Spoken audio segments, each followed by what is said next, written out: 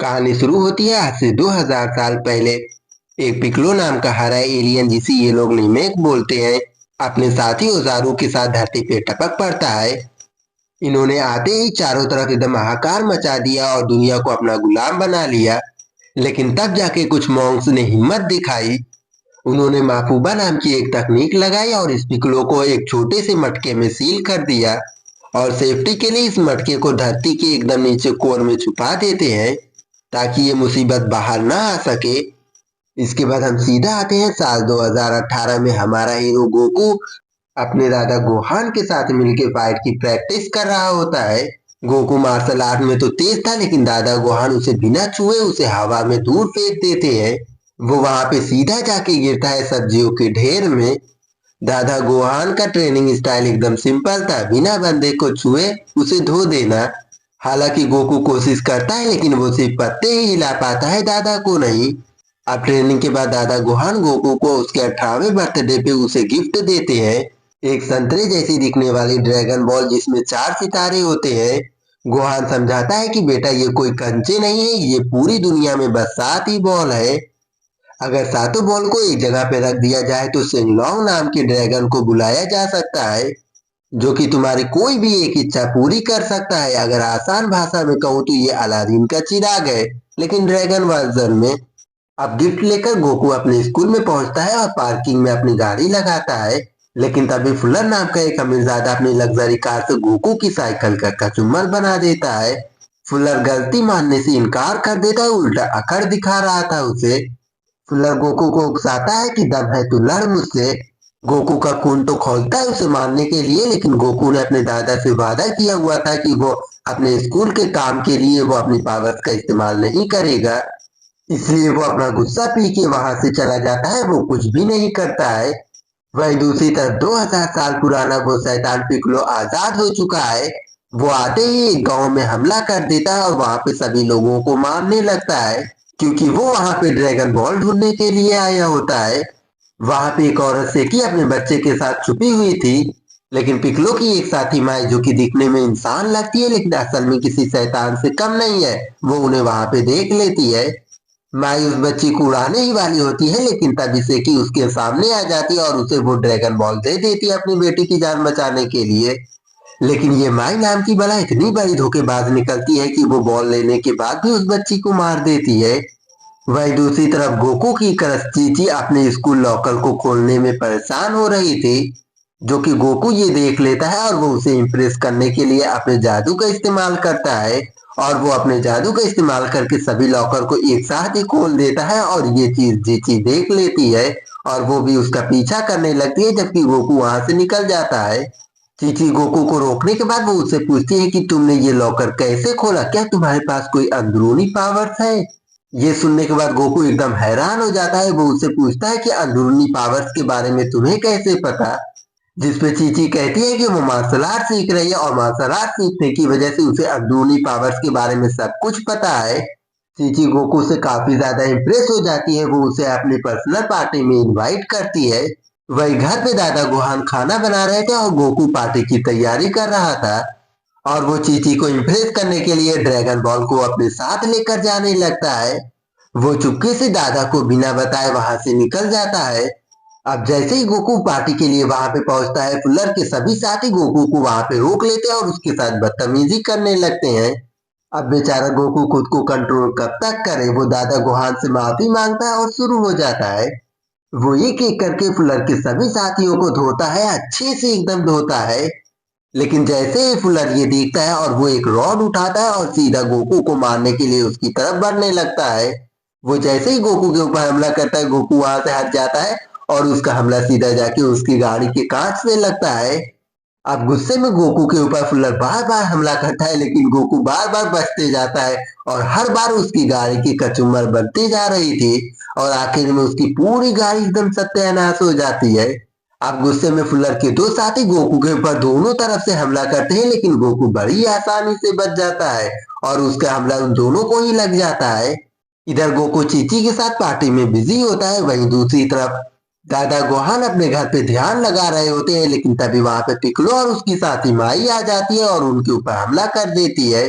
हालांकि माई शुरू में अकेली ही आई होती है और वो दादा गोहान के ऊपर हमला कर देती है, लेकिन दादा गोहान उसे बड़ी आसानी से धो देते हैं। लेकिन जैसे ही पिक्लो वहां पे आता है और दादा गोहान की कोई भी ताकत पिक्लो के सामने नहीं काम करती है।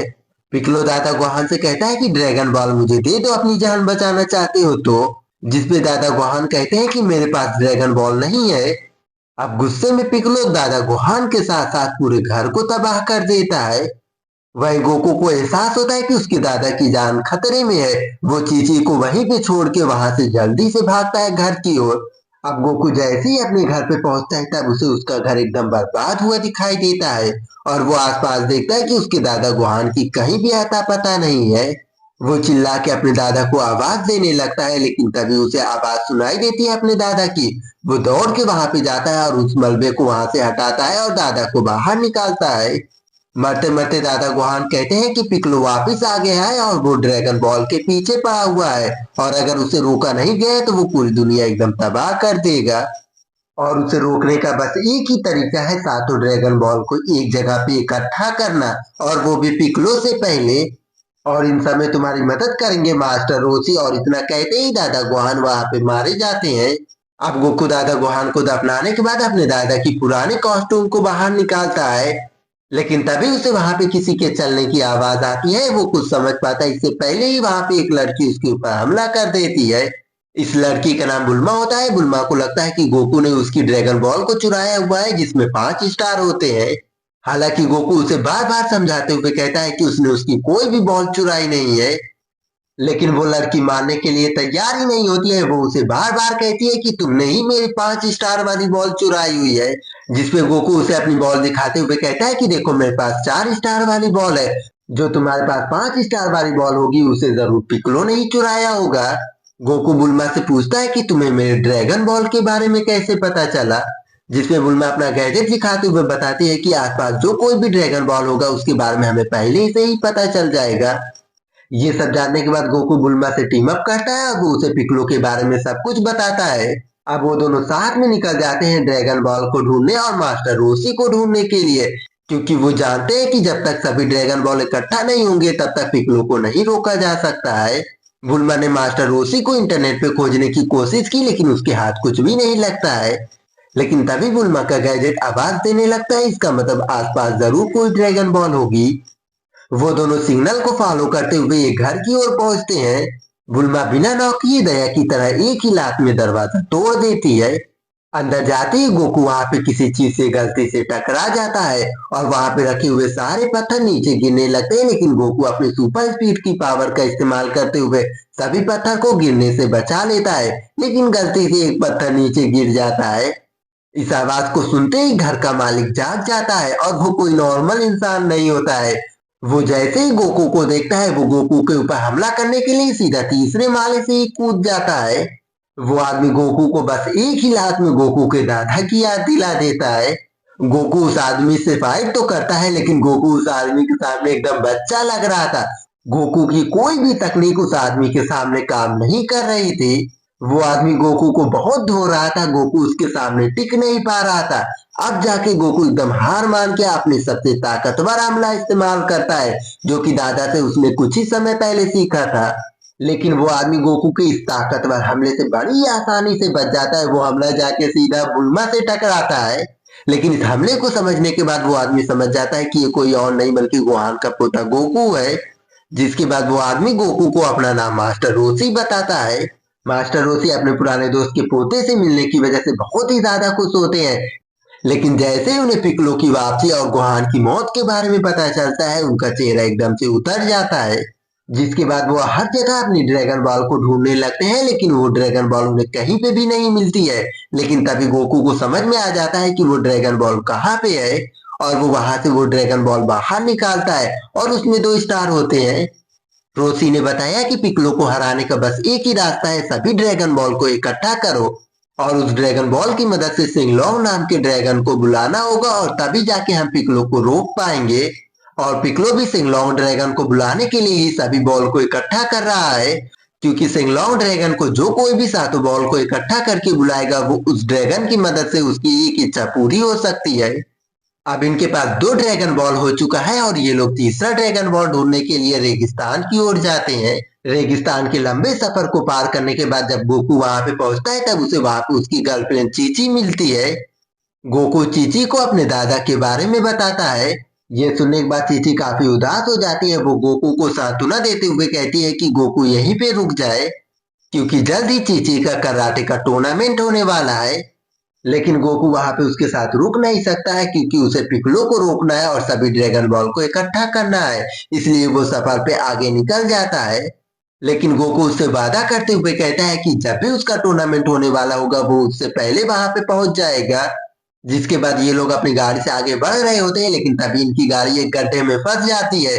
लेकिन तभी वहां पे यामचा नाम का एक आदमी आता है। वो उसकी मदद करने के लिए तो तैयार हो जाता है लेकिन बदले में उसकी एडवांस कार मांगता है।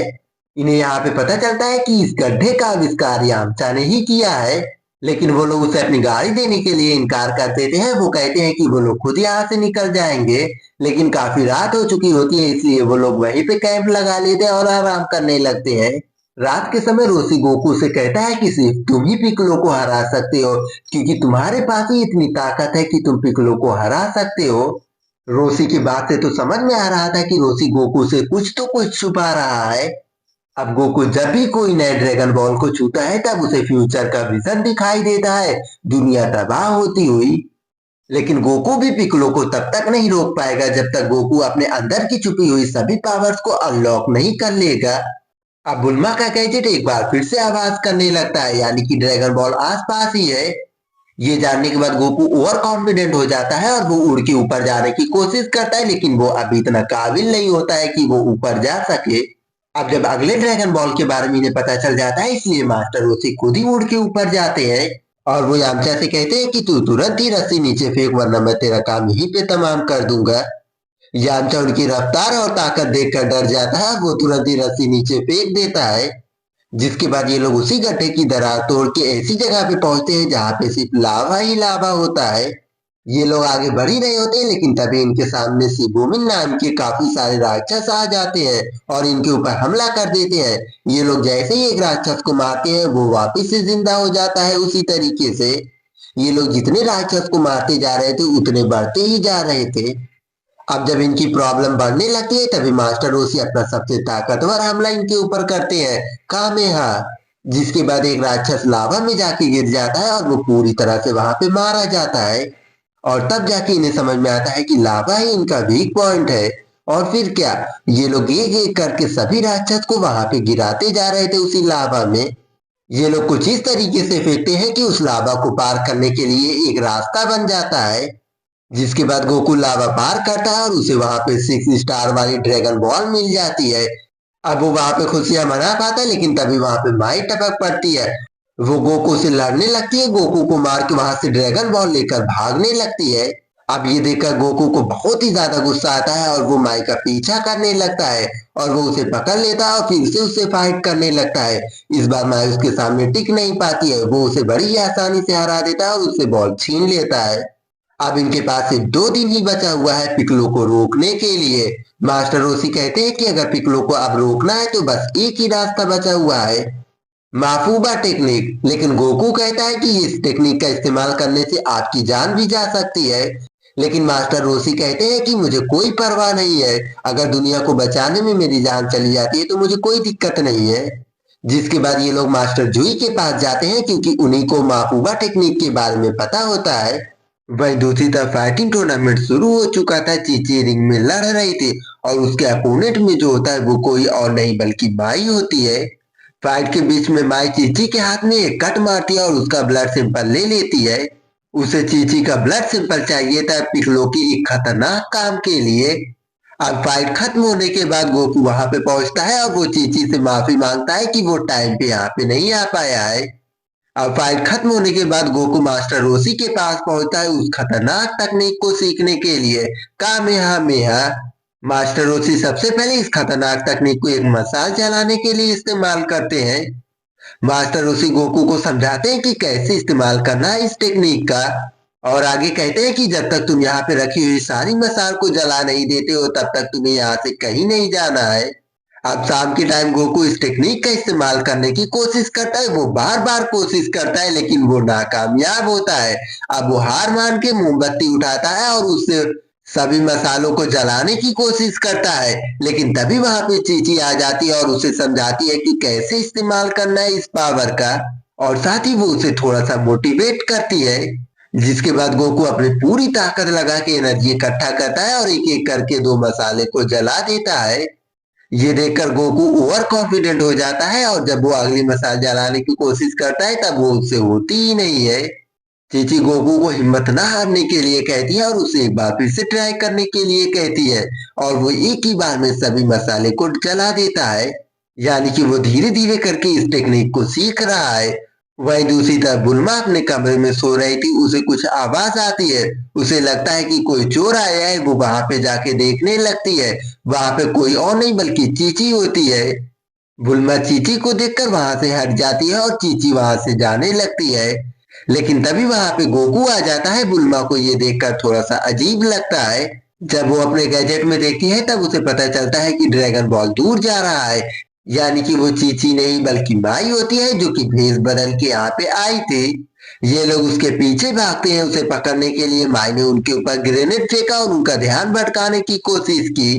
इससे पहले कि माई वहां से भाग पाती वहां पे असली चीची आ जाती है और वो माई को रोक लेती है और उन दोनों में फाइट स्टार्ट हो जाती है। गोकू को कुछ एहसास होता है कि अंदर दो लोग आपस में लड़ रहे हैं, इसलिए गोकू हड़बड़ा के आग को इग्नोर करते हुए अंदर घुस जाता है। गोकू वहां पे दो चीची को एक साथ लड़ते हुए देखकर एकदम से हड़बड़ा जाता है। वो सोचता है कि मारे तो मारे किसे मारे आखिर। इसी हड़बड़ाहट के बीच माई गोकू के ऊपर गोली चला देती है। इस चीज का फायदा उठा के माई वहां से सातों के सातों ड्रैगन बॉल्स लेकर गायब हो जाती है। गोकू की हालत बहुत ही ज्यादा खराब होती है। वो दम तोड़ने ही वाला होता है, लेकिन तभी मास्टर रोची अपनी पूरी ताकत इस्तेमाल करके उसे फिर से जिंदा कर देते, उसकी जान बचा लेते हैं।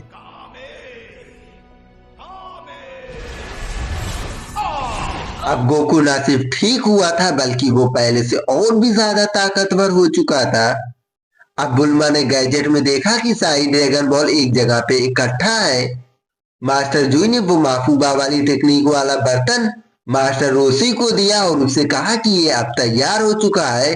अब हम इसका इस्तेमाल करके पिकलो को एक बार फिर से कैद कर सकते हैं।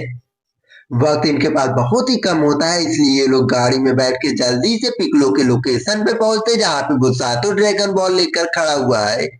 वही दूसरी तरफ पिकलो ने सातों के सातों ड्रैगन बॉल को एक जगह पे रख दिया। उसके ड्रैगन बॉल को वहां पे रखते ही वहां पे सभी चट्टान आसमान में उड़ने लगती है। वही दूसरी तरफ गोकू ने अपने दादा के प्राचीन कपड़े को पहन लेता है। यामचा ने गाड़ी को हवा में उड़ा दिया और उसे पिकलो की तरफ लेकर गया। अब वहां पे पहुंचते ही मास्टर रोसी अपना सबसे ताकतवर हमला पिकलो के ऊपर इस्तेमाल करते हैं। उसे एक एनर्जी के गोले में बना के पिकलो की तरफ फेंकते हैं। वही दूसरी तरफ पिकलो भी एक एनर्जी का गोला बना के मास्टर रोसी की तरफ फेंकता है। उन दोनों का हमला आपस में टकराता है जिससे वहां की दुनिया एकदम से तबाह होने लगती है। सभी लोग वहां से नीचे गिरने लगते हैं। गाड़ी सीधा नीचे गिरती है, जाके एकदम नीचे क्रैश हो जाती है। वही पिकलो एकदम ठीक होता है। वो वहां से सीधा नीचे कूद जाता है और वहां पे मास्टर रोसी और सभी लोग एकदम घायल हो जाते हैं। इस हमले में मास्टर रोसी की माफूबा टेक्निक भी तबाह हो जाती है। वही पिकलो गोकू के बारे में एक राज खोलता है कि गोकू असल में कोई इंसान नहीं है बल्कि ओजारू का ही एक वंशज है, और ओजारू पिकलो का ही नौकर होता है। जैसे ही चंद्रग्रहण लगेगा गोकू ओजारू में बदलने लगेगा। अब वहां पे चंद्रग्रहण लगने लगता है और गोकू ओजारू में बदलने लगता है। जैसे ही गोकू ओजारू में बदलता है पिकलो से आदेश देता है कि खत्म कर दो उन तीनों को। उसने बुल्मा और यामचा का पीछा किया। बुल्मा के हाथ ड्रैगन बॉल्स होती है।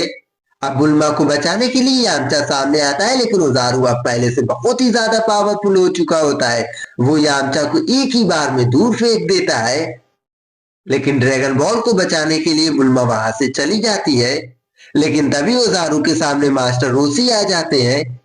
हालांकि मास्टर रोसी गोकू को बार बार समझाने की कोशिश करते हैं कि अपने अंदर के इंसान को पहचानो, लेकिन अब गोकू इंसान नहीं रह गया था। वो पूरी तरह से राक्षस ओजारू में बदल गया था।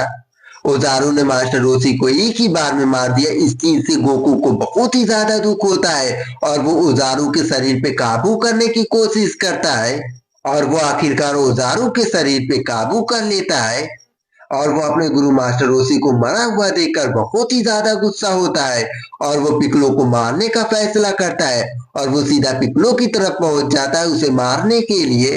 हालांकि पिक्लो गोकू के ऊपर बार बार हमला करता है लेकिन गोकू उसके हर एक हमले से बचता जा रहा था।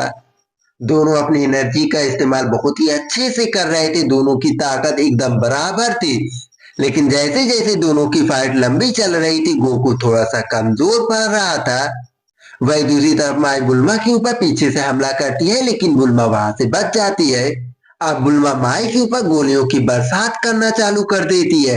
अब देखते ही देखते बुल्मा की सारी गोली खत्म हो जाती है। गोलियां खत्म होने के बाद बुल्मा माई के सामने सरेंडर करने की नाटक करती है और मौका देखकर उसके ऊपर एक हमला करती है गाड़ियों का। लेकिन माई एक बार फिर से बुल्मा के इस हमले से भी बच जाती है लेकिन अगले हमले से नहीं बच पाती है और पीछे से यामचा आता है और माई के ऊपर हमला कर देता है और उसकी जान ले लेता है। वही दूसरी तरफ जब गोकू पिक्लो से हार रहा होता है और तब वो अपना आखिरी और सबसे खतरनाक कदम उठाने का फैसला करता है और वो मन ही मन सोचता है कि ओजारू और गोकू दोनों एक ही है और ओजारू गोकू के कंट्रोल में होना चाहिए न कि गोकू ओजारू के कंट्रोल में। ये सोचते ही वो ओजारू को बाहर लेकर आता है और वो उसे कंट्रोल करने की कोशिश करता है। इतना सोचते ही वो अपनी पूरी एनर्जी का इस्तेमाल करता है और वो अपना सबसे ताकतवर हमला करता है पिक्लो के ऊपर। हालांकि पिक्लो भी अपना सबसे ताकतवर एनर्जी इस्तेमाल करता है गोकू के ऊपर लेकिन उसकी एनर्जी गोकू की एनर्जी के सामने बिल्कुल भी काम नहीं करती है और गोकू पिक्लो की एनर्जी को भेदते हुए पिक्लो को हमेशा के लिए खत्म कर देता है।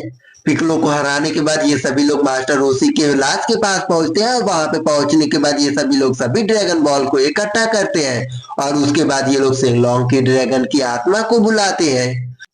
जिसके बाद वो ड्रैगन गोकू से पूछता है कि आखिर तुम्हारी विश क्या है। गोकू से मास्टर रोशी की जान मांगता है।